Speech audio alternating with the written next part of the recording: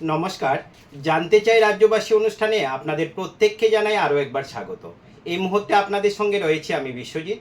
দর্শক বন্ধুরা, প্রতিনিয়তই ঘটে যাওয়া কিছু গুরুত্বপূর্ণ সংবাদ আমরা আপনাদের সামনে তুলে ধরার চেষ্টা করি। আজকে আমাদের আলোচনার মূল বিষয় হচ্ছে ব্যাকবেঞ্চের ধারণা দূর করতে ইউ আকৃতির ক্লাসরুম। দর্শক বন্ধুরা, আমরা প্রতিনিয়তই কিছু না কিছু শিখি, অর্থাৎ জন্মের পর থেকে মৃত্যু পর্যন্ত মানুষ শিখে যায়। হয়তো এই শেখাটা আমি রাস্তা দিয়ে চলতে গেলাম, কিছু দেখলাম, এটার থেকেও শিখতে পারি, বা কোনো ব্যক্তি বা বস্তুর থেকেও আমি অনুকরণ করতে পারি, বা কোনো সিনেমা বা প্রদর্শনীতে দেখেও আমি অনেক কিছু শিখতে পারি। অর্থাৎ মানুষের শেখার শেষ নেই। সম্প্রতি একটা সিনেমায় ব্যাকবেঞ্চের ধারণা দূর করে ইউ আকৃতির ক্লাসরুমের সূচনা করলো ওই সিনেমাতে। আর এই প্রেক্ষাপট নিয়ে আজকে আমাদের এই আলোচনা।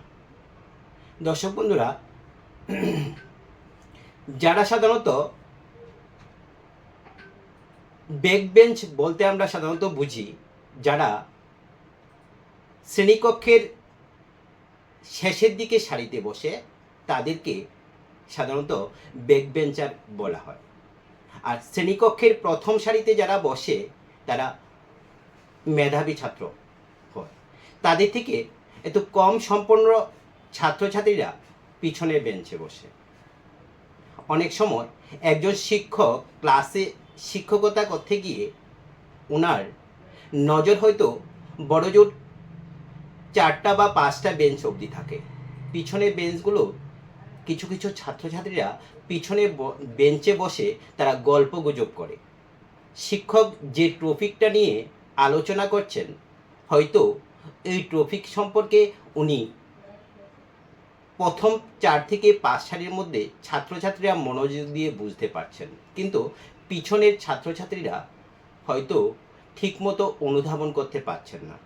আমি বলছি না যে শিক্ষক নজর দেন না, শিক্ষক নিশ্চয়ই নজর দেন, কিন্তু হয়তো ছাত্রছাত্রীরা তাদের নিজেদের মধ্যে কথাবার্তা চালিয়ে নেয়। এবার আসা যাক ইউ আকৃতির বেঞ্চ, ইউ আকৃতির ক্লাসরুম।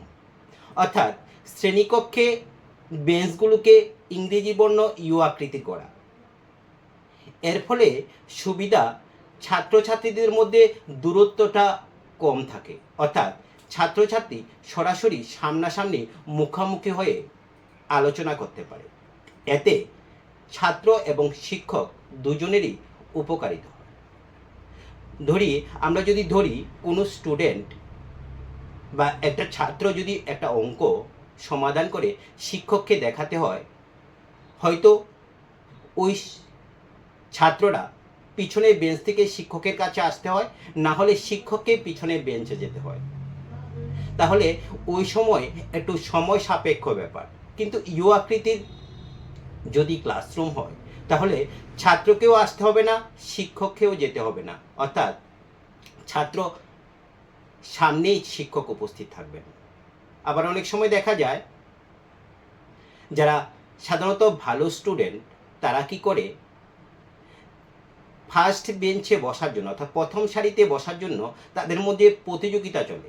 এমনকি তারা নির্দিষ্ট সময়ের আগে বেঞ্চ ধরার জন্য বিদ্যালয়ে এসে উপস্থিত হয়, এবং অনেক সময় ভালো ছাত্রছাত্রীদের মধ্যেও কথা শুধু ফার্স্ট বেঞ্চে বসা নিয়েই তাদের মধ্যে মনোমালিন্য হয়। তখন যদি ইউ আকৃতির ক্লাসরুমটা হয়, তাহলে এই সমস্যা হয়তো সমাধান হবে। আবার অনেক সময় দেখা যায় কোনো শর্ট, অর্থাৎ হাইটের দিক দিয়ে যদি কোনো শর্ট স্টুডেন্ট থাকে, ওই স্টুডেন্টটা হয়তো পিছনের বেঞ্চে বসে শিক্ষকের ব্ল্যাকবোর্ডে কী অঙ্ক করাচ্ছেন সে হয়তো দেখতে পাচ্ছে না, কিন্তু শুনছেন, কিন্তু সে হাতে কলমে শিখতে পারছে না। সেজন্য ইউ আকৃতির যখন এই ক্লাসরুম ব্যবস্থা করা হয়, তখন ওই শিক্ষক এবং ছাত্র দুজনে পরস্পর কাছাকাছি আসে। অর্থাৎ একজন আরেকজনের যত কাছাকাছি আসে, যত সংস্পর্শে আসে, তত তাদের মধ্যে সম্পর্কটা গভীর হয়, অর্থাৎ শিক্ষক এবং ছাত্রছাত্রীর মধ্যে সম্পর্কটা গভীর হয়। আমরা আমাদের ত্রিপুরা রাজ্যেও বিভিন্ন স্কুলে কিছুদিনের মধ্যে এই ইউ আকৃতি ক্লাসরুম চালু করেছেন।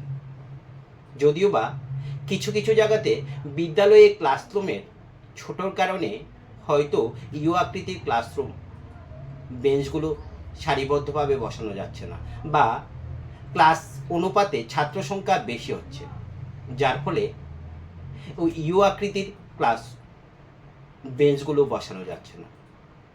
বিদ্যালয়ে যদি ইউ আকৃতির বেঞ্চ বসানো যেত, অর্থাৎ ছাত্রছাত্রী যদি মুখোমুখি হতো, হয়তো বা যারা দূরে বসার প্রবণতা থাকে এই জিনিসটাও তাদের মধ্যে থেকে চলে যাবে, এবং শিক্ষকের সামনে থেকে কোনো ছাত্র বা ছাত্রী গল্পগুজব করতেও সাহস পাবে না।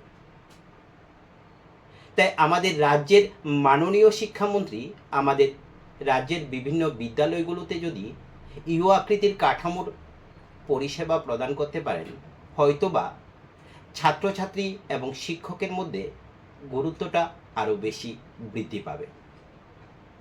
আমরা সংবাদ মাধ্যমের মুখোমুখি হয়ে অনেক শিক্ষক এবং ছাত্রছাত্রী বলেছেন যে ইউ আকৃতি ক্লাসরুমের ফলে আমরা ছাত্ররা শিক্ষকের কাছে আসতে পেরেছি। শিক্ষকরাও বলছে আমরা ছাত্রদের সরাসরি কিছু দিতে পারছি। এখন রাজ্যের মাননীয় শিক্ষামন্ত্রী যদি এই ব্যাপারে পদক্ষেপ নেন, তাহলে হয়তো ব্যাকবেঞ্চ শব্দটাই একেবারে ধূলিসাৎ হয়ে যাবে। আজকের মতো আমাদের অনুষ্ঠান এই পর্যন্ত। আমাদের পরবর্তী বিভিন্ন এপিসোডগুলো দেখার জন্য চোখ রাখুন প্রীতিবার্তার পর্দায়। নমস্কার, শুভরাত্রি।